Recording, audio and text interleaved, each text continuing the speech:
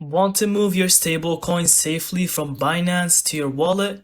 Here is a quick step-by-step guide you can follow right now.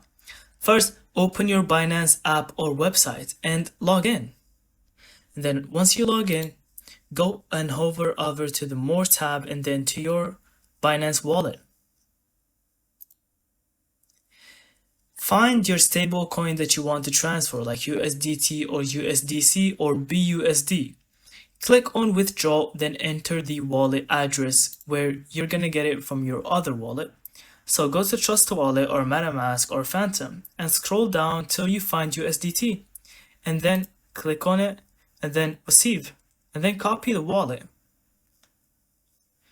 Next, select the network. For the cheapest fees, many people use TRC20 for USDT, but always double check that your receiving wallet supports the same network. Enter the amount you want to send, review the fees, and then hit confirm. Binance will ask for a security code. Complete that step to approve the transaction. Once confirmed, your stablecoins will arrive in your wallet within minutes. And that's it. Thank you so much for watching. I hope you found this video helpful. And don't forget to leave us your thoughts in the comments.